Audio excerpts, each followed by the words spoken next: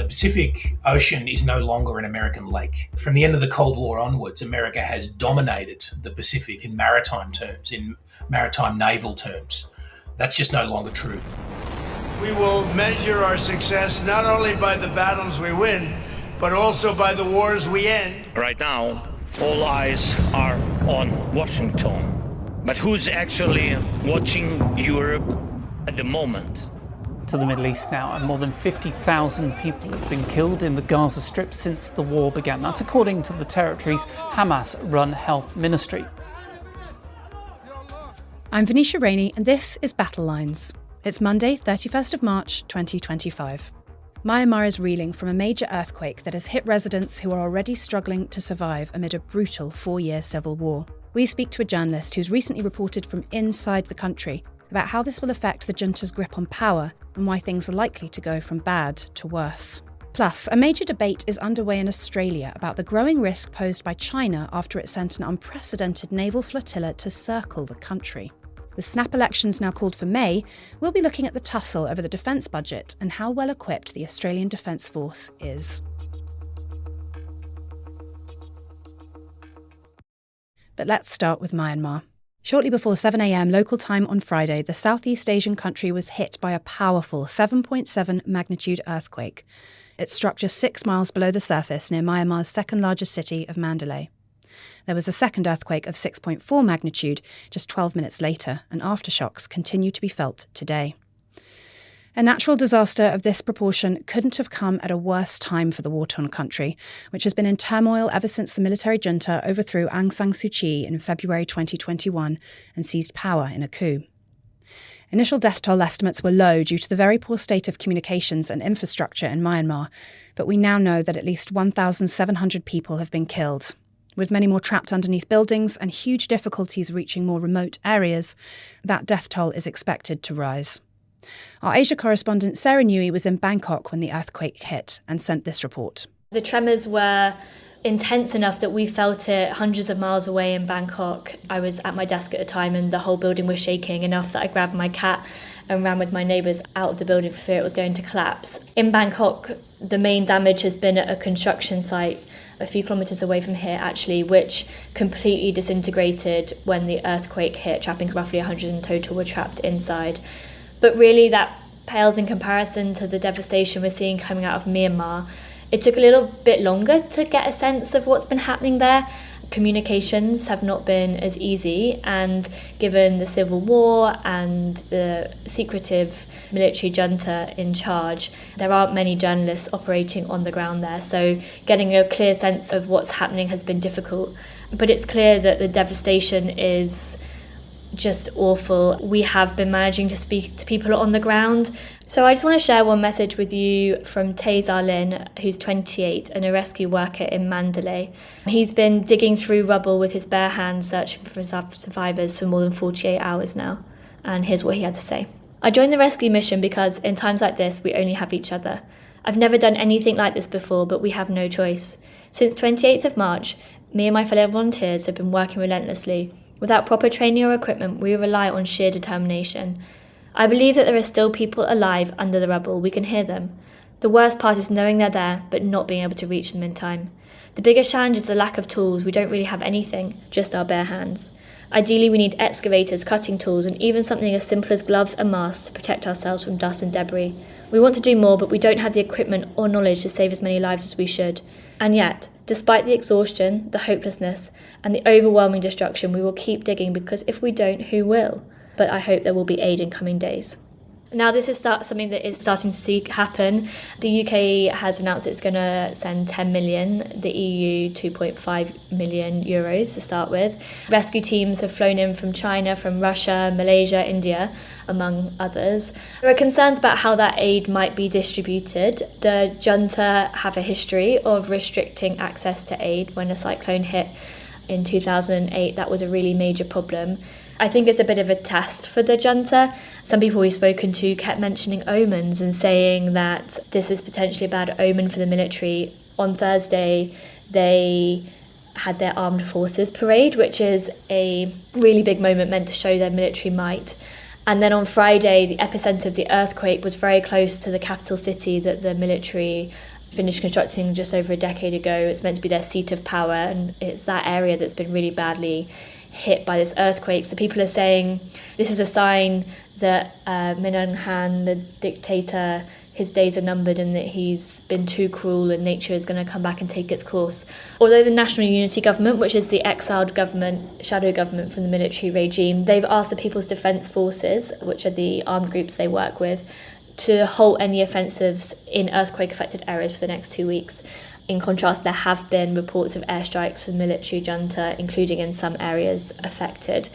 So it's unclear how this is going to affect the war and the military leadership's influence.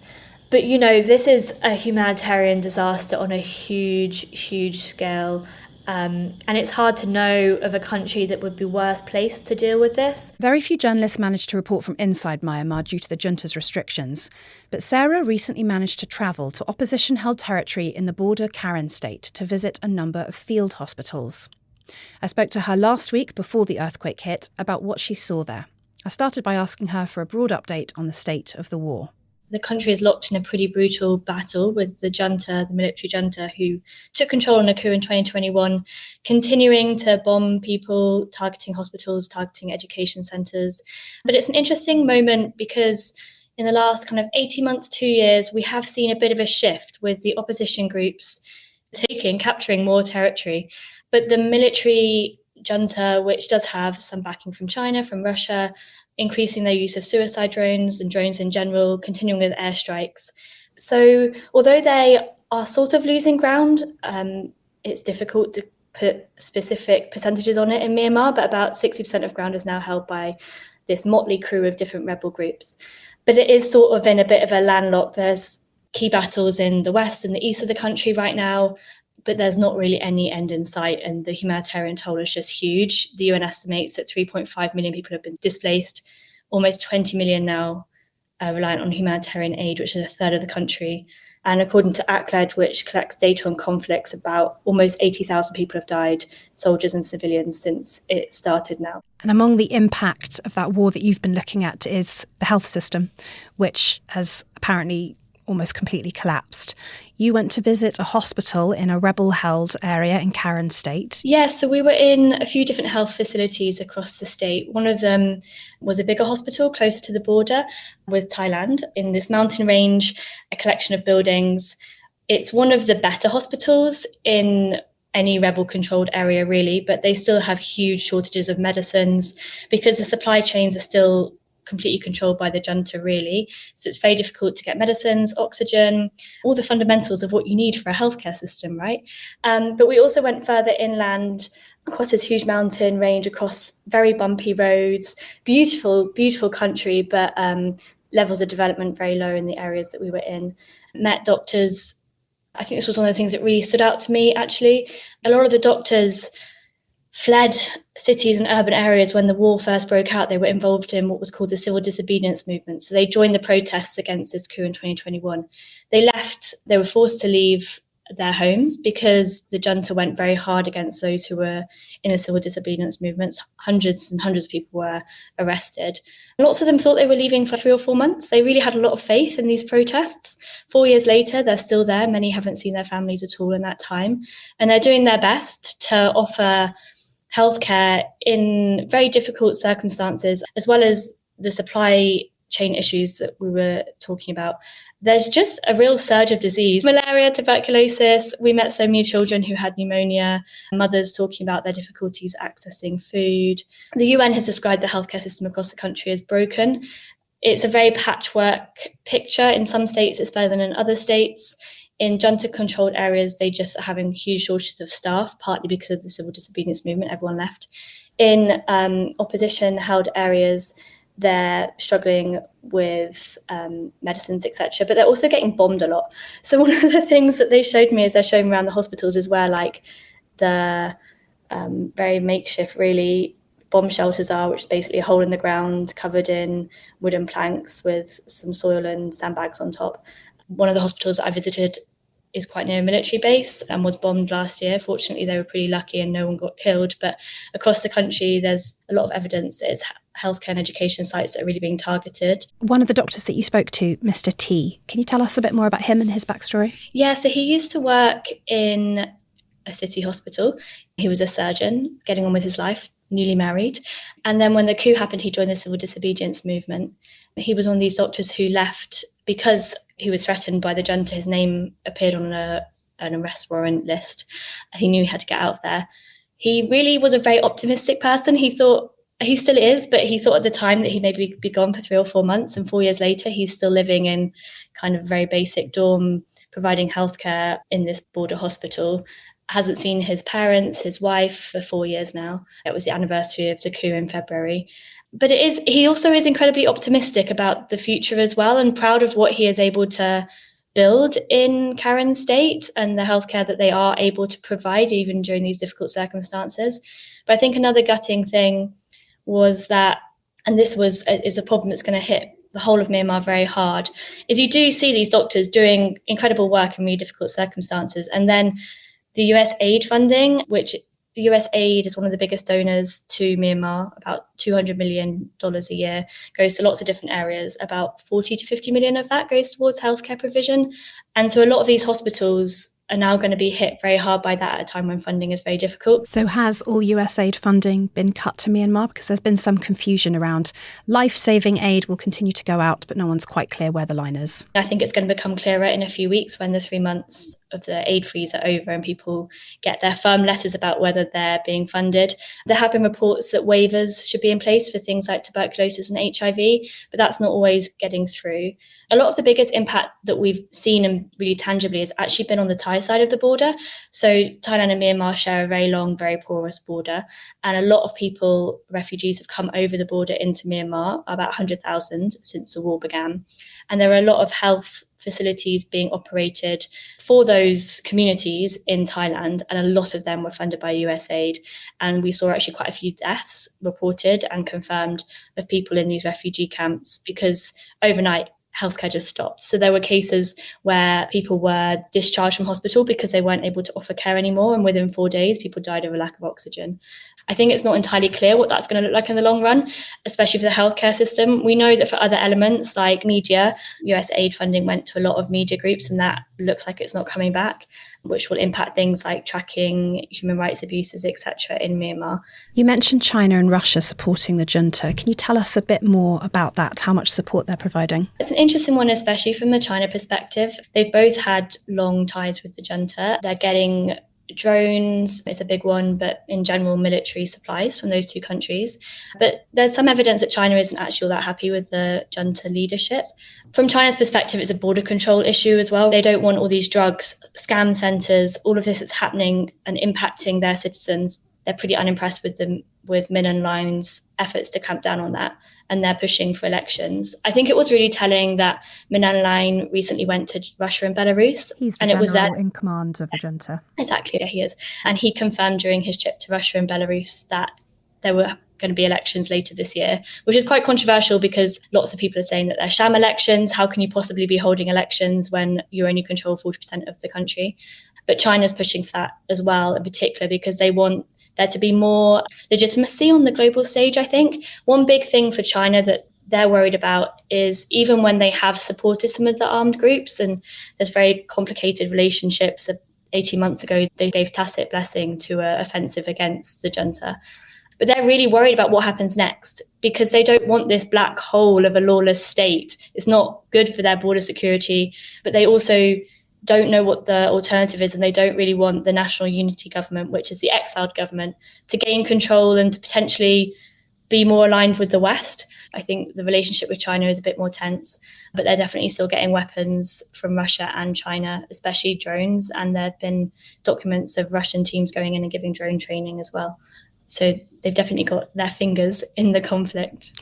Because I don't think I was aware of just how long the border between Myanmar and China was. So you mentioned drugs and scam centres. Can you tell us a bit more about those impacts on China going across the border? Yeah, this is a huge problem. With scam centres in particular, China's actually been been involved in quite a big crackdown in the last month. These scam centres, they've proliferated since the coup. Myanmar has become basically a lawless state. These scam centres are where lots of people are actually being trafficked in from across the world, from Africa, from East Asia, from Southeast Asia.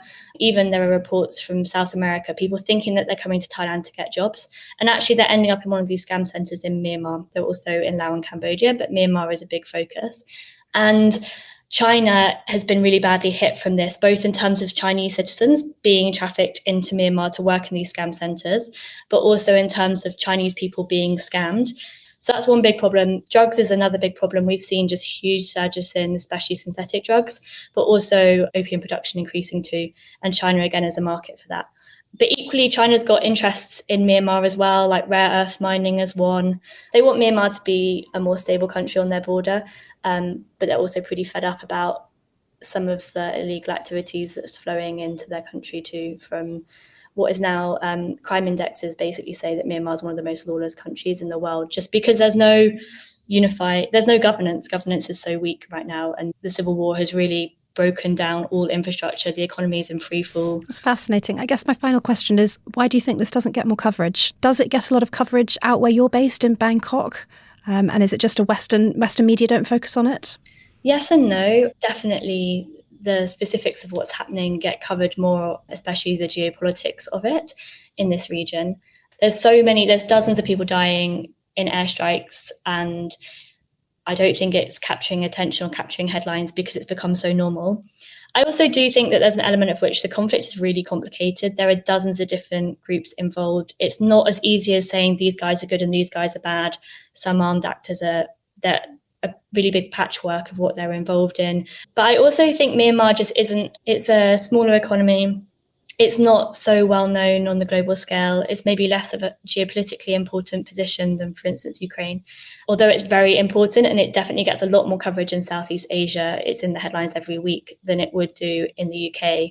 I think a combination of attention deficit, complicated to get your head around, and the fact it's a civil war, so you can say it's internalized, just changes the dynamics of how we talk about it. Thank you so much for joining us, Sarah Newey, our global health correspondent in Bangkok. Thank you for having me.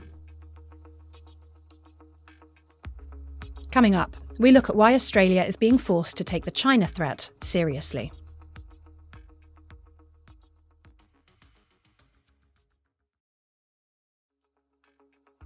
Welcome back.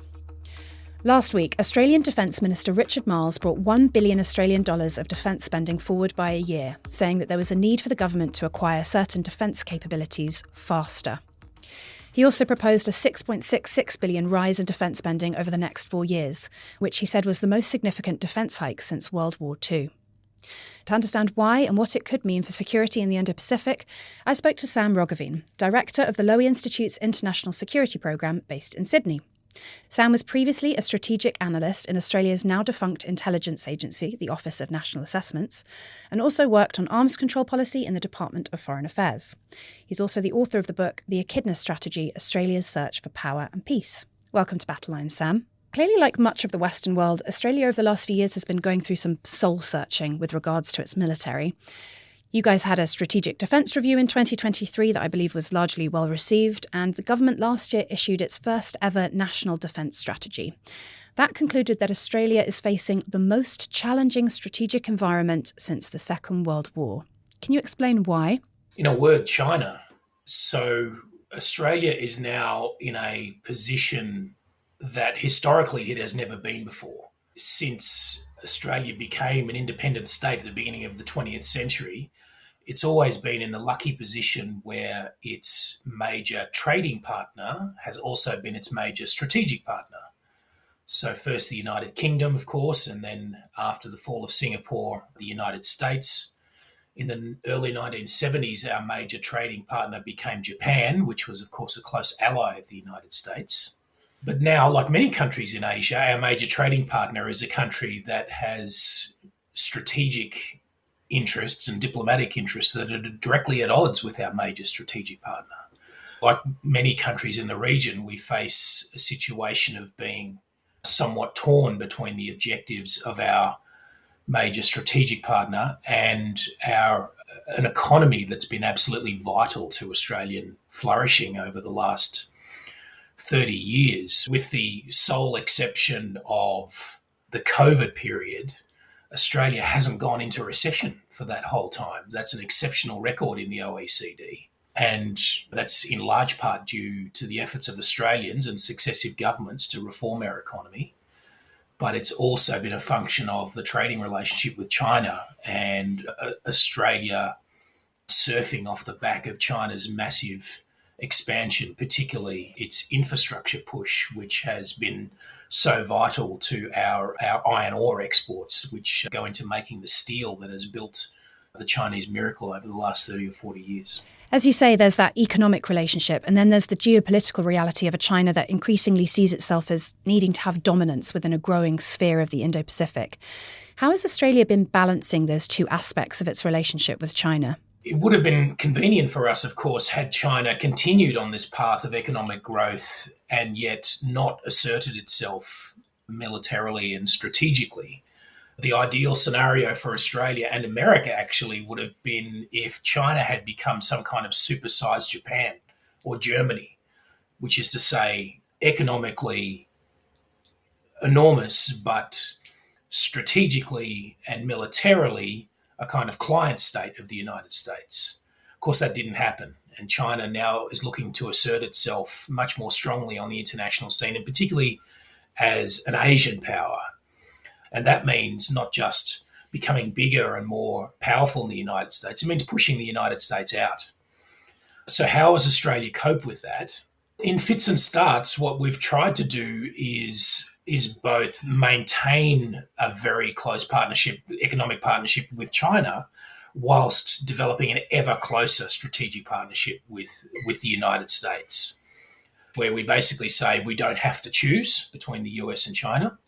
But I think we're butting up against the limits of that approach, and that's become more clear first by the AUKUS agreement that was announced in August in 2021, and then much more recently by the Trump administration, where the cracks are really starting to show. I'd like to come on to those cracks a little bit later, but first, can you explain what are the defence challenges that a country like Australia faces? I think listeners here in Europe might think big island, very far from China, has a lot of natural protection in terms of its geographical position. So how exactly does China pose a defence challenge to Australia? I'm glad you said very far from China, because this is a point I make over and over in the Australian debate, and it's routinely forgotten. Beijing's closer to Berlin than it is to Sydney. And just recently, a Chinese naval flotilla circumnavigated Australia. This had never happened before to Australia, certainly not a circumnavigation by a very advanced surface fleet built around the Type 55 destroyer, which is their most modern and largest design. But not only that, but they conducted gunnery practice off the coast of New South Wales close enough that it disrupted air traffic approaching Sydney Airport, and so several dozen flights had to be diverted. And they didn't take the usual step of alerting Australian authorities beforehand. So they were clearly trying to poke us in the ribs and send a bit of a message. But nevertheless, that flotilla had to sail over, depending on where they derived from, and I think it was probably from the Southern Fleet, it's something in excess of 7,000 kilometres. Now, that's a long way. My argument in the Australian defence debate has been that distance is Australia's single biggest defence asset. The AUKUS project is effectively an attempt by Australia to compress that distance, because what we're trying to do is we're building nuclear-powered submarines that are ideal for operating off the Chinese coast and even lobbing missiles onto the Chinese mainland, when I would argue what we should be doing is saying to the Chinese, look, if you ever want to cause us a problem, come to us. You can traverse that massive distance like that flotilla just did. Let's not, as Australians, take the trouble to try to traverse that distance ourselves. So actually, Australia is not a particularly inherently difficult place to defend. We're far away. We have a massive continent that's sparsely populated, and we have a sea-air gap to our north. And if we can maintain surveillance of that sea-air gap, and if we maintain enough military capabilities to shoot down aircraft and missiles and sink ships that threaten us through that sea-air gap, then we'll be just fine. The problem is that we try to do much more than that. I think in a misguided effort to be relevant to the United States, we try to do a lot more than that. Can you tell me a bit more about the Chinese flotilla? It seems a pretty extraordinary thing to do. This is the furthest south that the Chinese Navy has ever been. You said they wanted to poke Australia in the ribs. Why? It's a good question. I mean, it's both extraordinary and ordinary. So extraordinary in respect that the Chinese have never done it to Australia before. They've certainly sent ships our way, and it's now pretty routine to see Chinese signals intelligence vessels monitoring our annual joint military exercises with the United States, for instance. But never have they sent a flotilla that circumnavigated Australia, and never have they sent such powerful warships. So your listeners can do a quick Google search on the Type 55 destroyer. It's an incredibly powerful and large design, one of the biggest of its ships of its kind in the world. They were clearly sending a message of Chinese capability and Chinese power. It's already the biggest navy in the world, at least by the number of ships, not by tonnage. The Americans are still by far the biggest in terms of tonnage, and I would argue in terms of global capabilities. Look, some people have read into this that it's a message to the United States right after the election, and often the Chinese will pick on allies rather than picking on the United States itself. I basically took it as a signal from the Chinese that the Pacific Ocean is no longer an American lake. From the end of the Cold War onwards, America has dominated the Pacific in maritime terms, in maritime naval terms.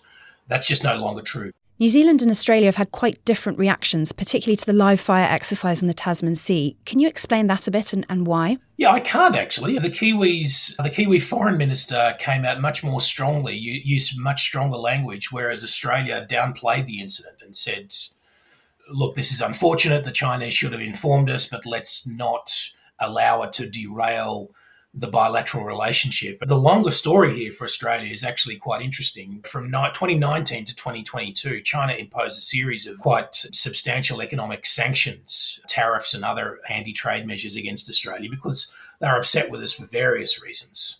And we got through that really well. Australia's a very globalised, open economy, and our exporters found new customers for their goods. And so the economic measures that China took barely left a mark. It was a rounding error in the national accounts. I think in around 2022, when the government changed here in Australia, the Chinese saw an opportunity. They said, look, this isn't working. Let's try a new tack.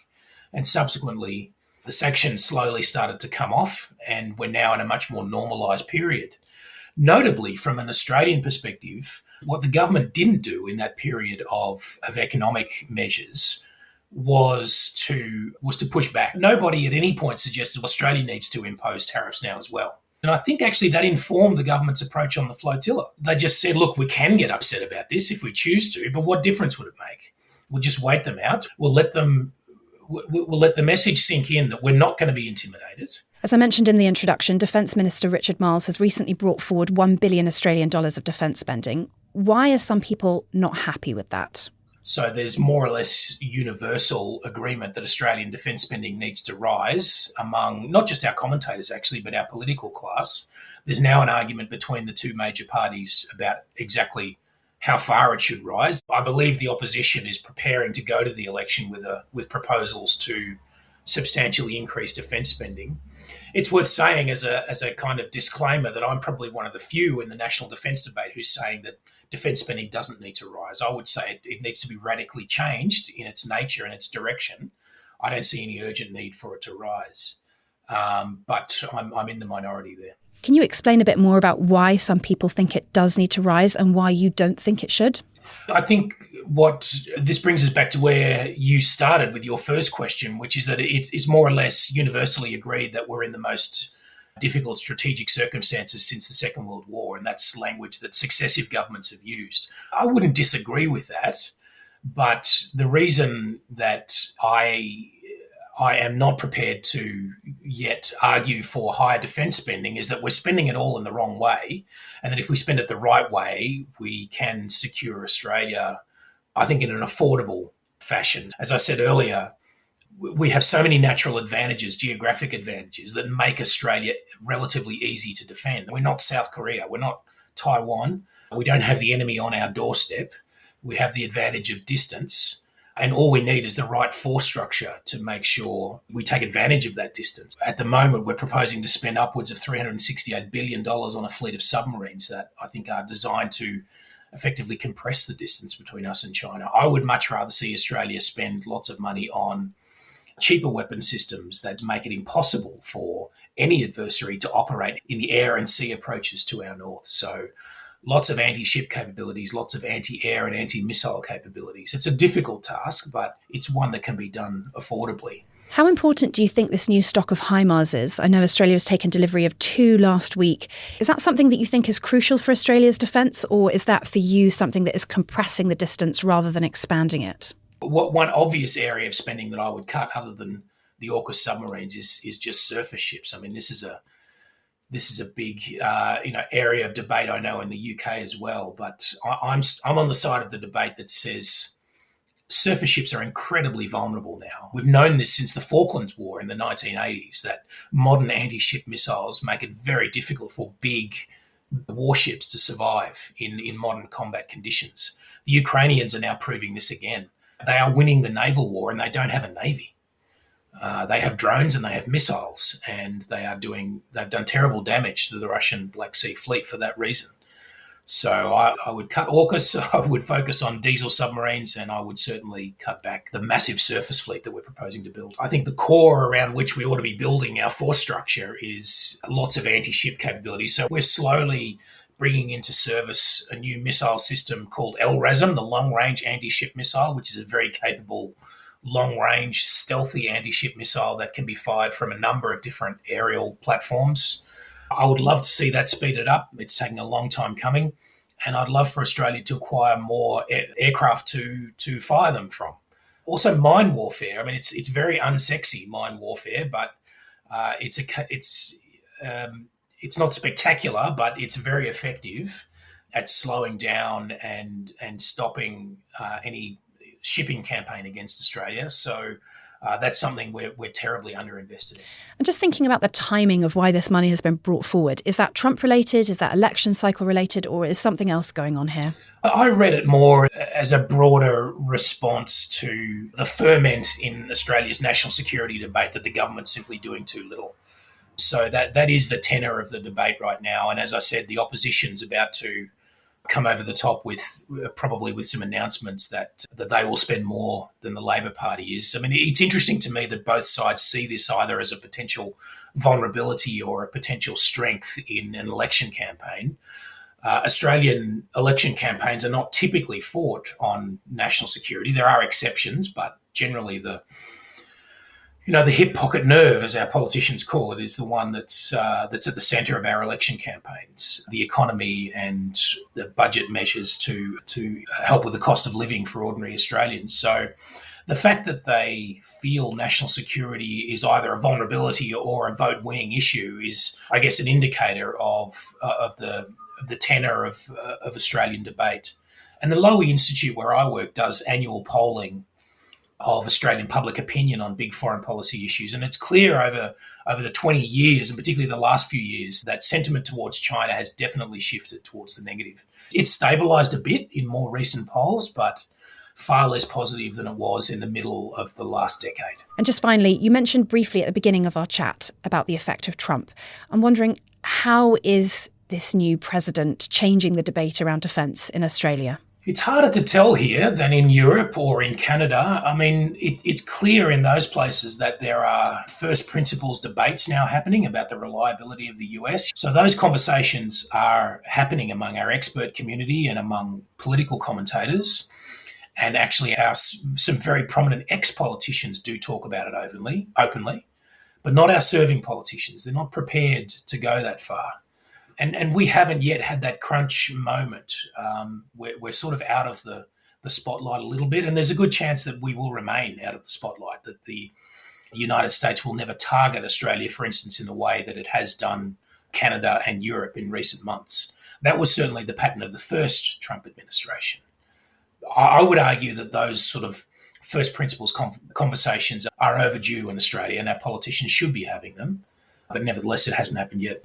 How could Trump impact AUKUS? Is there a chance that it could be mothballed or slowed down if he loses interest? So the delivery of the first Virginia-class nuclear-powered submarine is not scheduled to happen until 2032, which would be in the administration after this one.